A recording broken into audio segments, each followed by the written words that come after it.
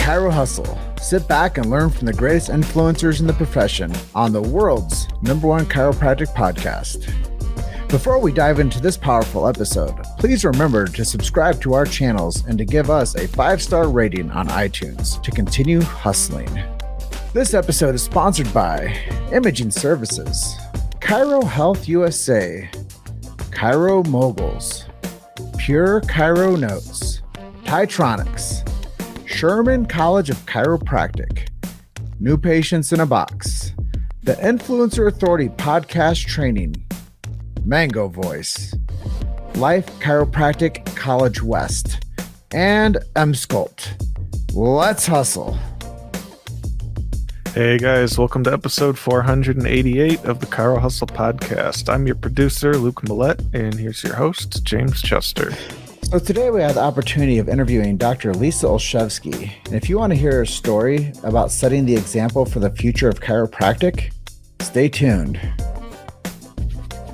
Welcome back. This is another episode of the Chiro Hustle podcast. I have Lisa Olszewski with me today, and just really excited about her 20-year career in chiropractic. And she came from Palmerland, my hometown, Davenport, Iowa. Woo-hoo. So I'm really excited to talk to her about her chiropractic story, her chiropractic career, where she is today, and maybe there'll be some takeaways for people that are watching this episode today. But before we get into episode 487 of the Chiro Hustle podcast, I know I feel the same way. I'm like, 487, what a big number. And from a fellow podcaster, that is a big number. That's a big number. Yes, that's a big number.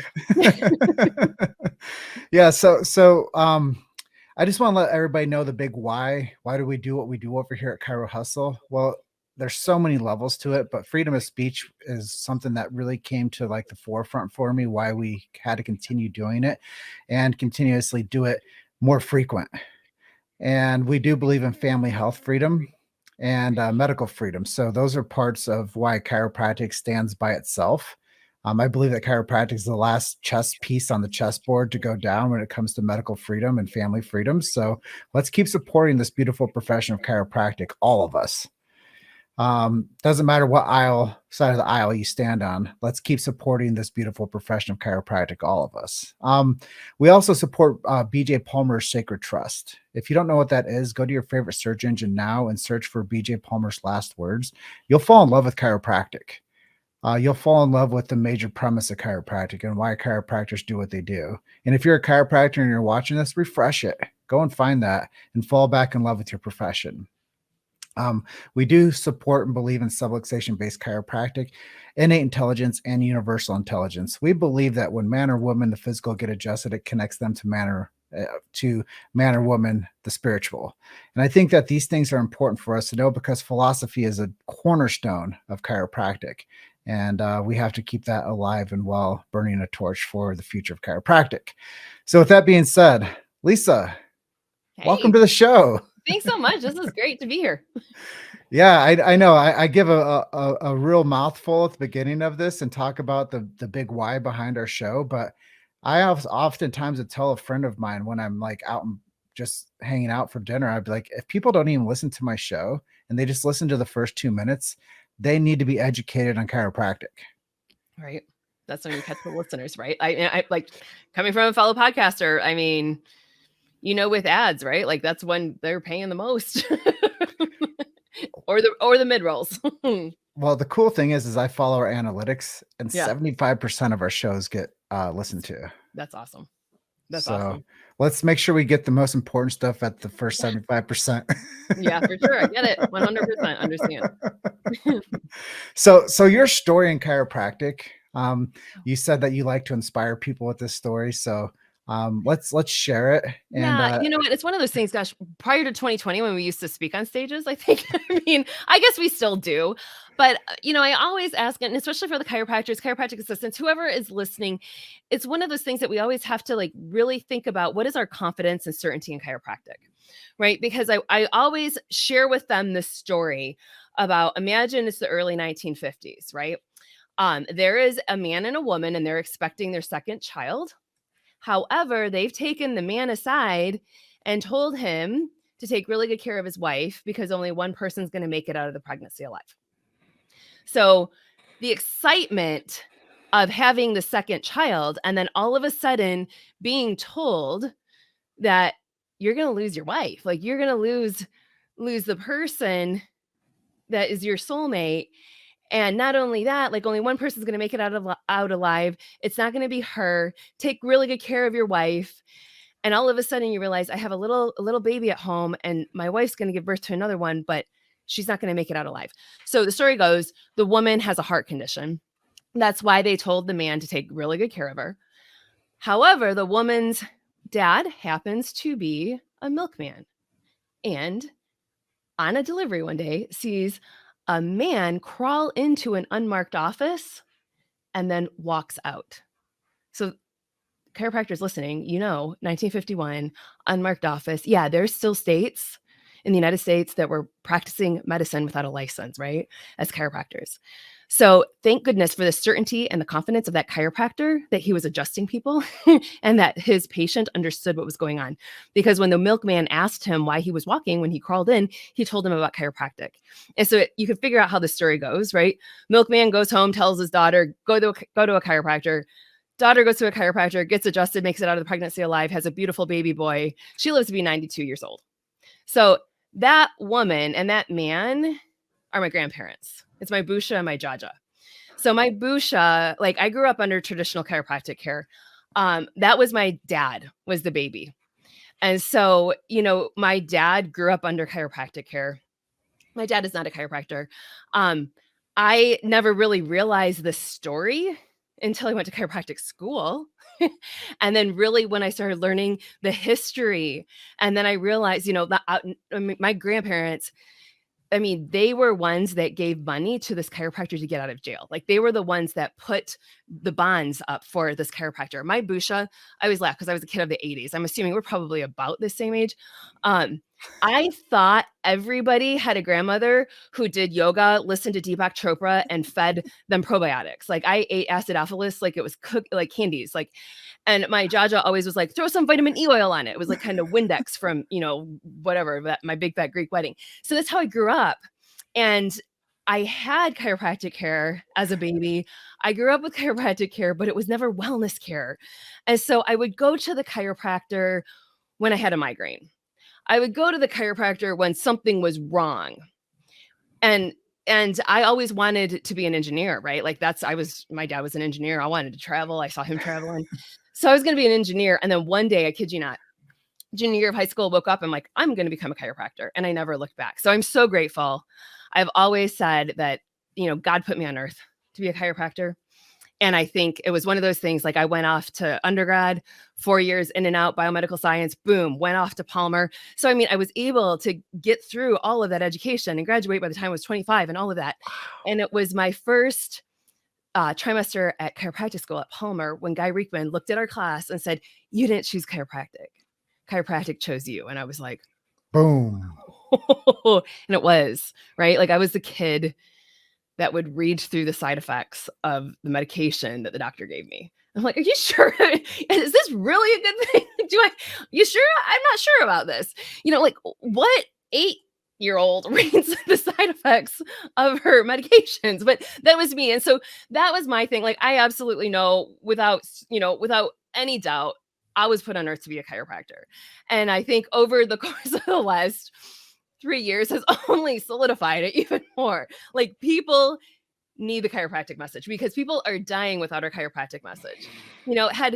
Had my, great grandfather, the milkman, had he not seen that man crawling into an office, like, what would have happened? And here, we all understand as a chiropractor, like, oh, she got adjusted, her heart condition went away.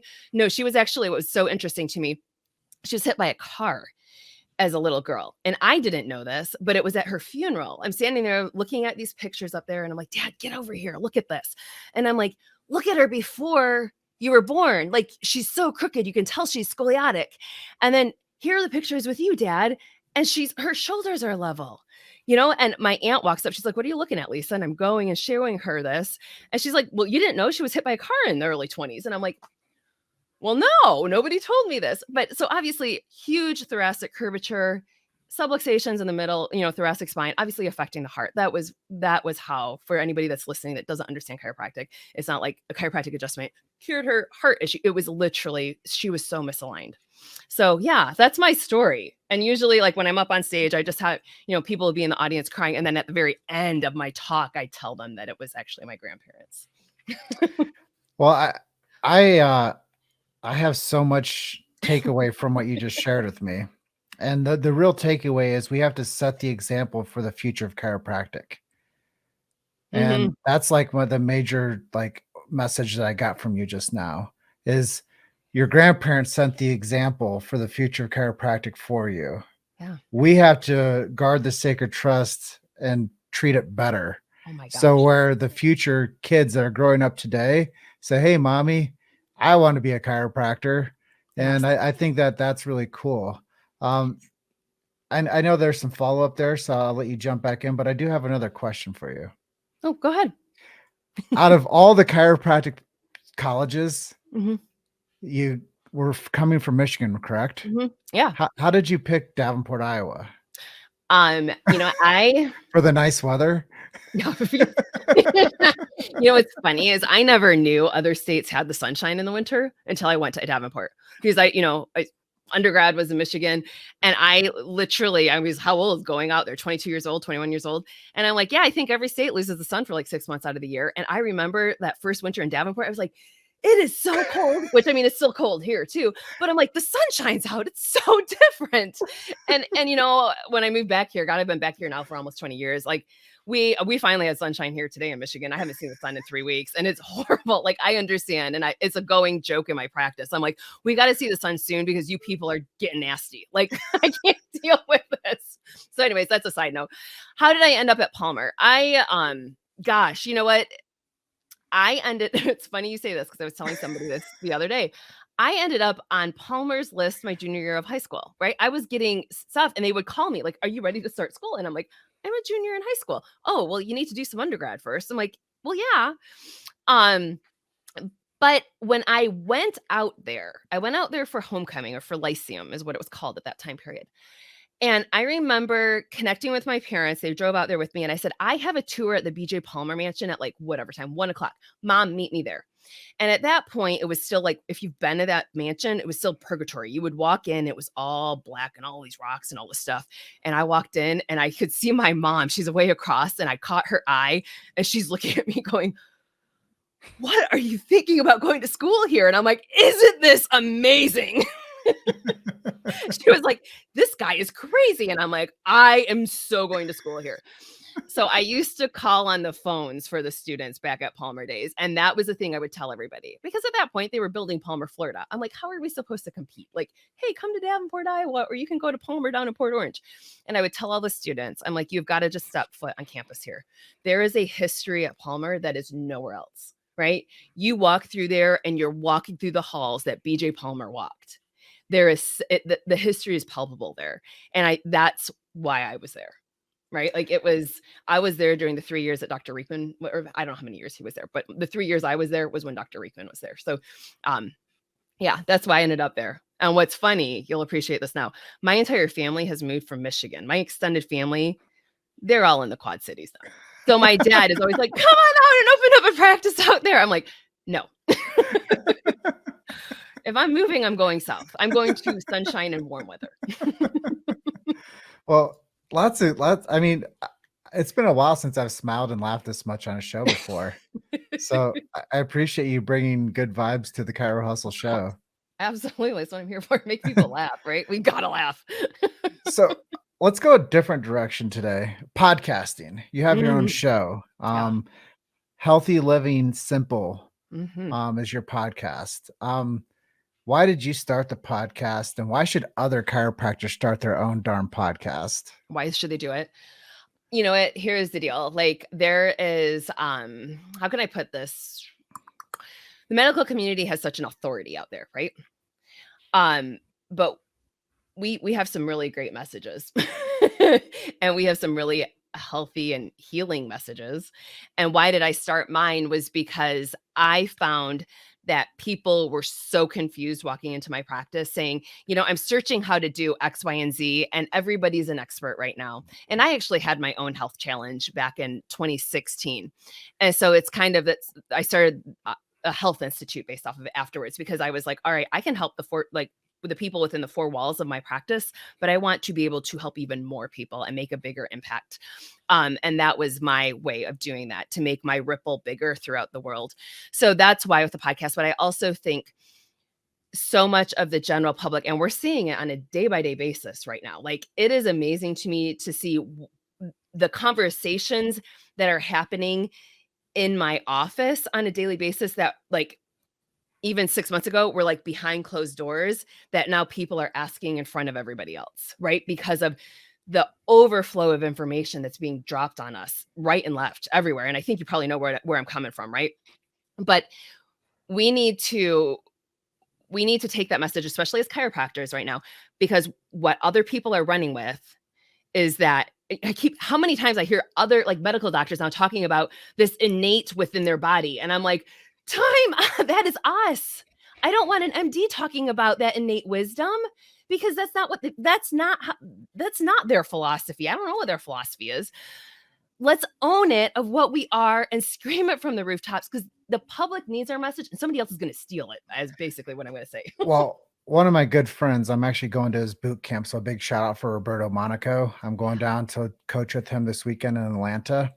And there's a real big takeaway there, is I'm sure you've heard him say this possibly, is if we don't tell the chiropractic story, someone will make up one about us.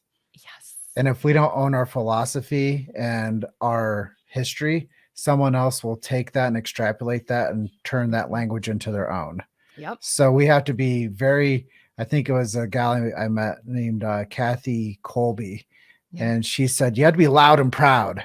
Yep. About why you do chiropractic. Mm-hmm. And you got to be really proud about this profession. Yes. And I think that it's true.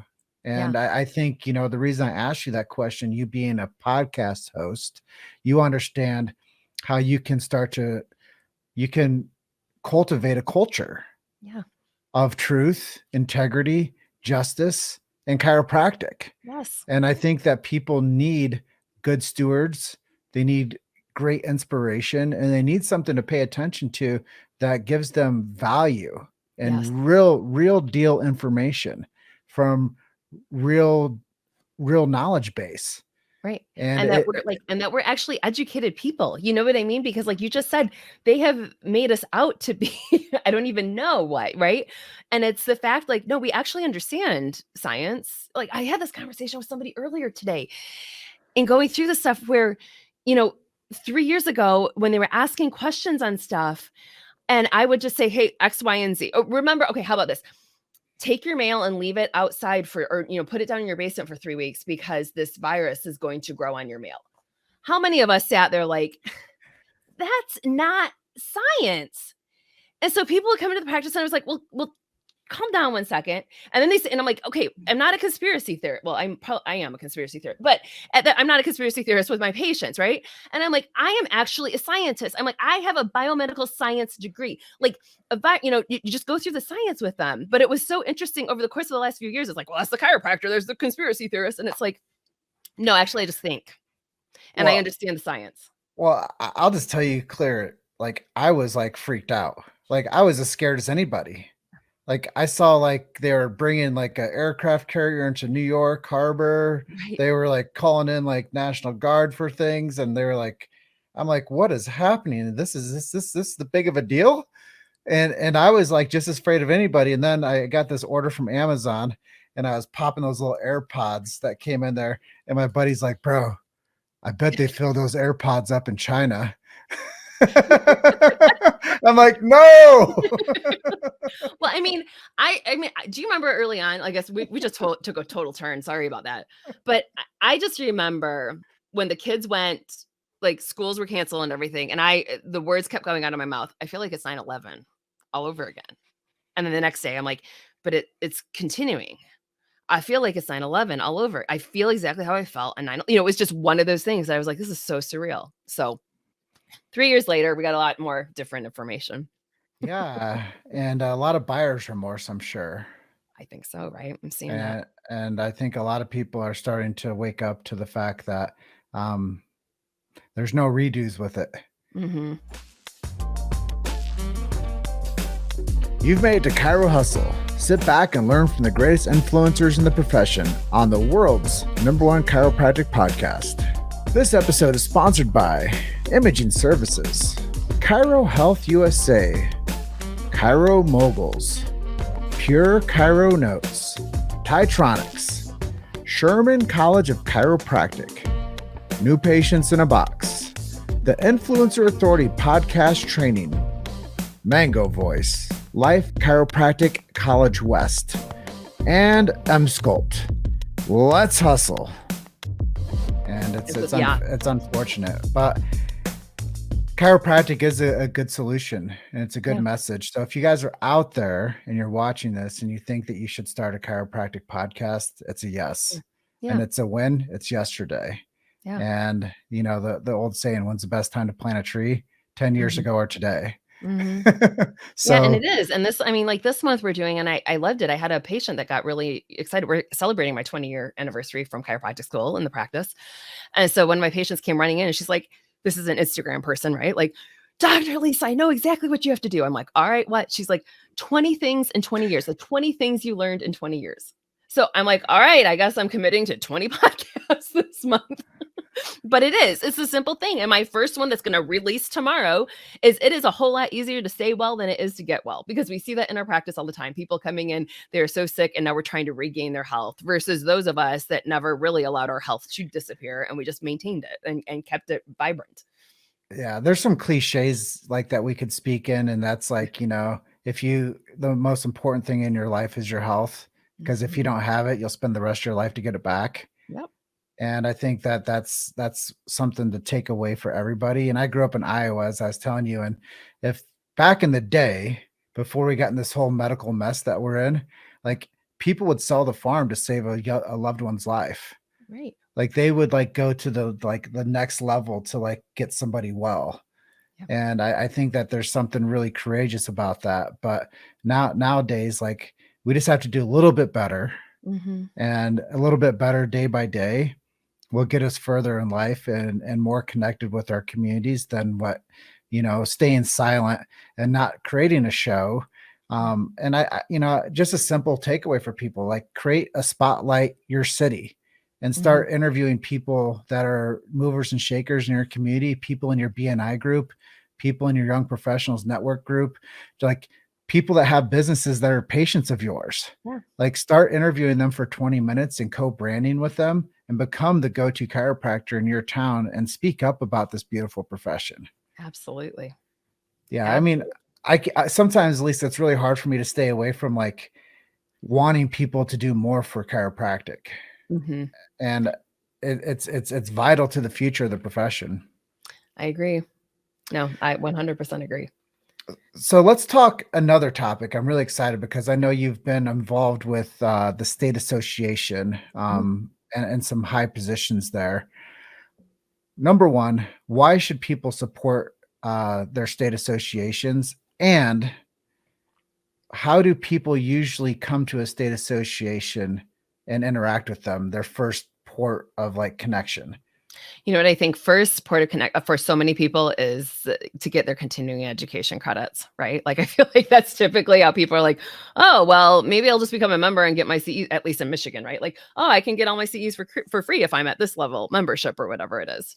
That's why, you know, I think a lot of times they might be introduced to that, or a lot of times I feel as if chiropractors, we don't feel like it's necessary to be a member of an association. Like, I think that's, you know, when we look at it, like overall across the United States, a lot of our membership numbers are dismal in a lot of different states.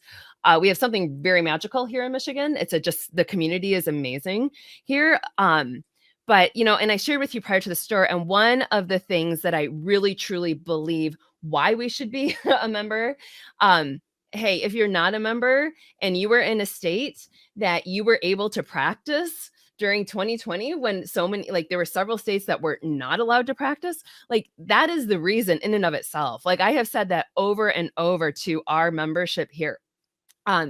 and I shared with you prior to the show, I remember the phone call on March 16th when Governor Whitmer closed down the restaurants here. And on that phone call, I said, do we know, are we essential? Because she's going to go, like, just let's think strategically out of the box. What is the number one possibility that we don't think is ever going to happen? Like, they're going to close down the state.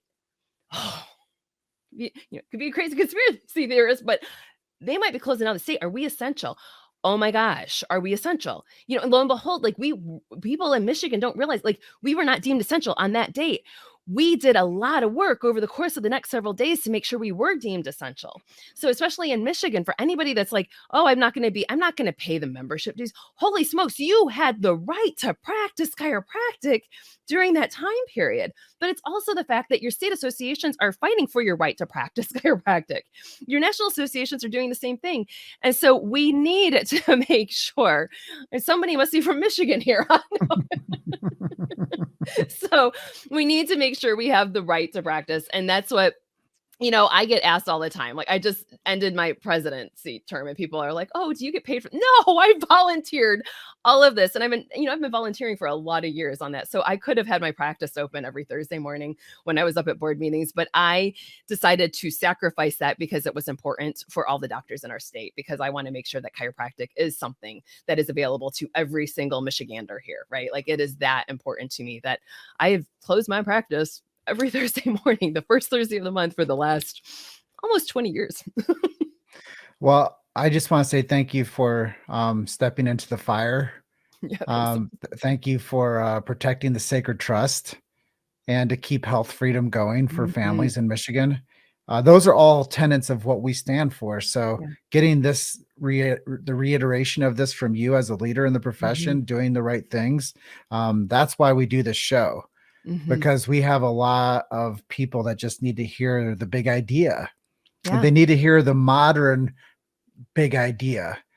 It and is. They need to hear that. And I actually, I like that you're using BJ's last quote, because it was every time in our journal here in Michigan, I was able to write out, a letter during my presidential term. And that was, I always would end it with a BJ Palmer quote, whichever one. And that was the very last one that I used, is we have to look at that. I leave in your hands a sacred trust, guard it well.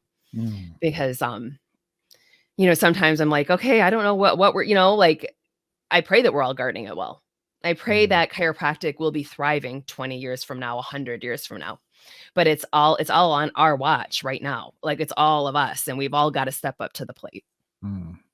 Well, if you guys are not supporting your state association, tell people how they can support the Michigan State Association if they're from your fine state. Yeah, the chiromi.com. So they can go right there. Or, we've got such an amazing central office in Lansing. Our staff is absolutely spectacular.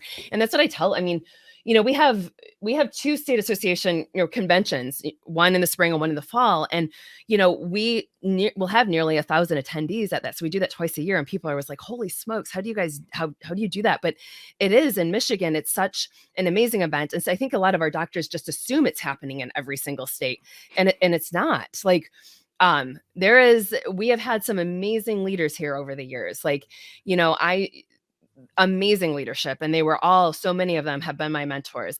So, I've got some, I think of Tom Clapp and Don Reno were the two that really just sat down with me years ago and said, you need to think about leadership. Right. And at that point, I'm like, I don't know do I really want to give up all this time? But it's something we all do it. And it's for the betterment of our profession. So there's three things that I always tell people when we come to this level of conversation is you can give your time, your talent, or your treasure.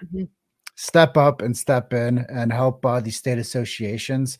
I figured out from this past year, I went down to the Chiropractic Congress event in St. Louis, and I realized how vital it is for people to support their state associations. Number one, most of the time, the people I've found out that come into the state association, it's not for their CEs. It's because they're in trouble and they want somebody to have their back. Yeah. And they're looking for the state association to step in and have their back when they're in hot water and they're not members. And support them when you need them and support them when you don't need them. And support them because somebody else in your profession needs them.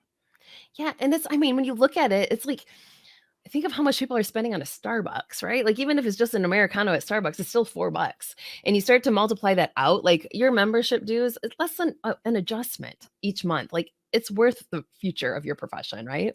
Mm-hmm. So, Well, there's a story that I have. What was the date they shut down Michigan? March 16th. yeah. I was actually doing a marketing event for an office in Grand Rapids, Wow. Yeah. and they came in and they told us that they were shutting down the DeVos Center. Oh yeah, it was the 23rd when they closed. It was 16th was the restaurant. So that's crazy. Yeah. So And you remember the insanity of that? I was working that day, and then I was trying to get out of the state of Michigan through the airport, and then they shut down flights, and then I had to drive to Iowa. So it was a whole thing, and I was in disbelief. Like I was the last person at that DeVos Center where they were doing like the women's expo that I was working, or was a home and garden show, one of the two. I was the last booth there. They had to actually like physically tell me to leave. Wow. Because I was still selling chiropractic. Yeah. Like I'm like, this is stupid. Why are we doing this? I don't agree with this. I'm not leaving. Right. And like I was seriously like actually I was the last person to leave that darn facility. And I was in disbelief that they were actually shutting it down. I'm like, well, if they're shutting this down, people need chiropractic. Right. Right. For sure. I know, right? And that's what I mean. It's so interesting because after like how many years that we would always tell people, like if you're sick, come on in and get adjusted, right? Like da da da da.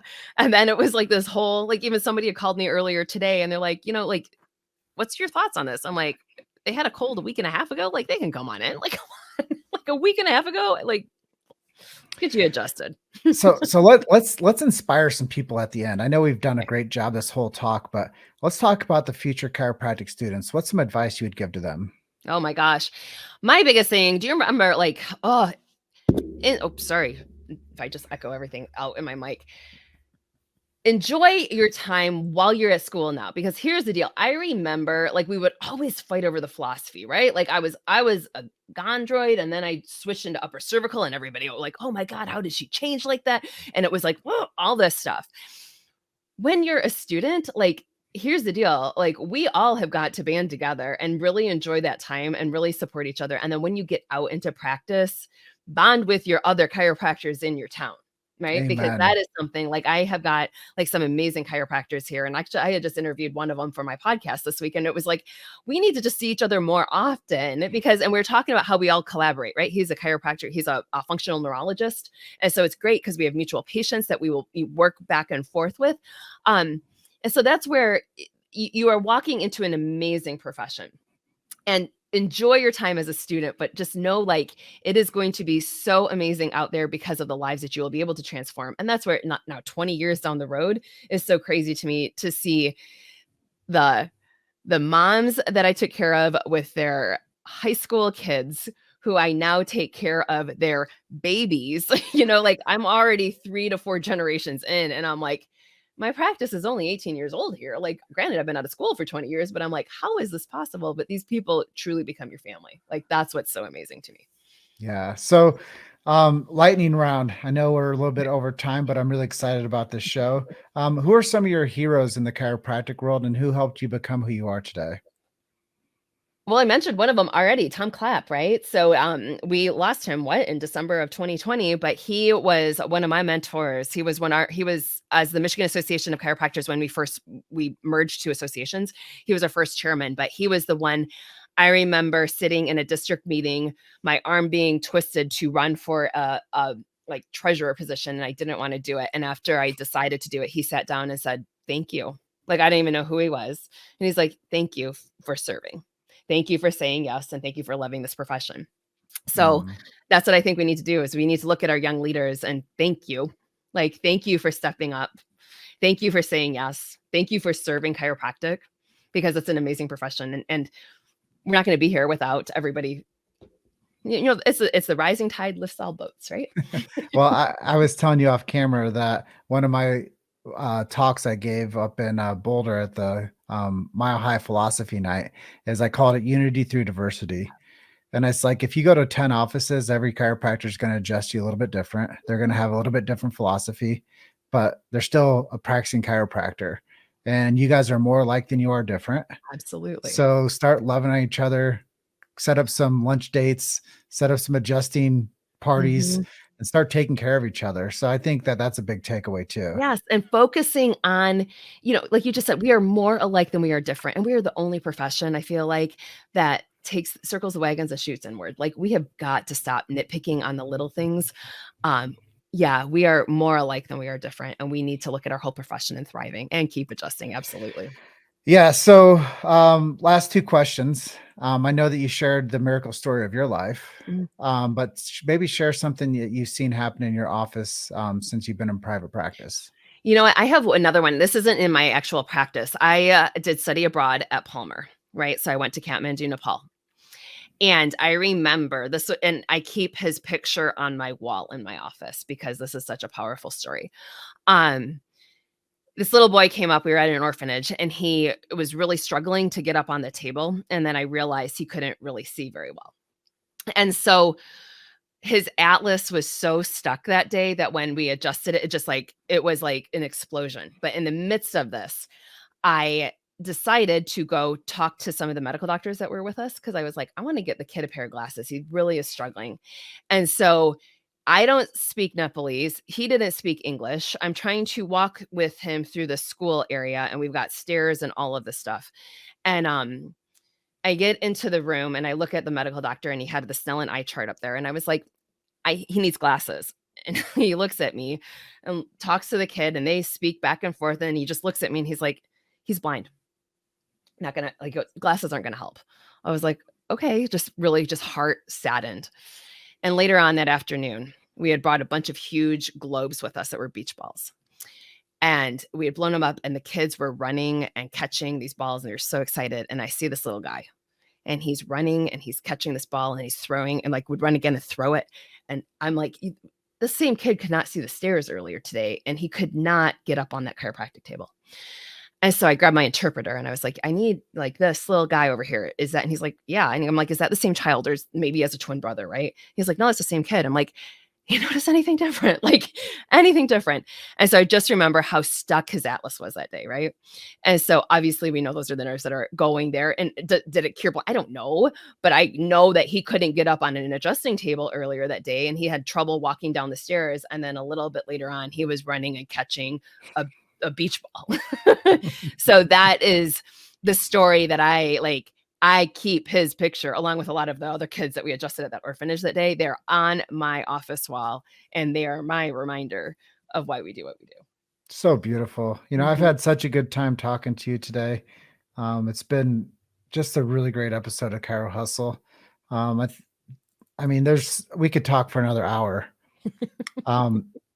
But I am curious, at the outset of this, is there anything I didn't ask you that you'd like to share with our audience today? Oh my goodness. No, I just like, we see the most amazing miracles, right? I'm thinking of like the people in my practice that we all have it. We all have those families that never thought they would have children that are, they have families now. Like, it's those miracles, but it's also the woman that probably couldn't get out of bed because of migraine headaches or whatever it is, when their bodies are functioning better. And so we are one of the most amazing professions out there, and consider yourself like so blessed to be a chiropractor. And again, I'll go back to what Dr. Riekman told me, right? Like, way back when in chiropractic school, you didn't choose chiropractic chose you. So whatever role you are within chiropractic. So I'm going to share a quick story. Is that okay? Yeah. So I'm going on my second mission trip. I went to Fiji a couple years ago and went to some villages and saw a group of chiropractors traveling around adjusting people in Fiji, which was quite amazing. I'm going to my second one with Peter Morgan down to the Dominican Republic at the end of March. And, I think what you saw over in Nepal and what people see with the mission movement, it's the people that really value it because they might not have access to other medical care. So they're lining up by the hundreds. Yeah. And they know that their moms and grandmas and dads are like, get your butt here. We're all going to get adjusted. And this is a good opportunity for us all to like get healthy. Yes. And there's a bigger mission when we're like doing things like that. But my team, we've created 2 documentaries on chiropractic. The first one's called Chiropractic, the documentary, released it in 2016. We made another movie called Project Patient, which we released in 2019. And, we're now getting some more material together to release another movie called Adjust the World. And it's going to be based on, you don't have to speak the same language. Mm-hmm. There's no medical model. There's no insurance. There's no financial exchange. It's just the power of the adjustment. Yep. And what your story was right there kind of, made me want to share that, because there is a bigger message out there, and it is the adjustment. Whether you can speak the same language or not, the power of the adjustment can transcend humanity. Yes. And it can change culture, and it can change families, and it can change so much more than what people even want to give it credit for. It's not a medical code. It's anything but a medical code. Mm-hmm. There's no chiropractic and medicine component. It's chiropractic adjusting. Mm-hmm. And when you get that right, you get the profession right. Yes. And with that being said, I'm just really happy that we had this conversation today. You are episode 487 of the Chiro Hustle podcast. So thank you for being our guest tonight. Awesome. Thank you so much for having me. All right. Well, I'm going to close out by telling everyone, like I always do, you're just one story away. Keep hustling. I'll see you guys on the next episode. Thanks for being with us tonight. Thanks for listening to Chiro Hustle. Don't forget to subscribe and check back next week to continue hustling.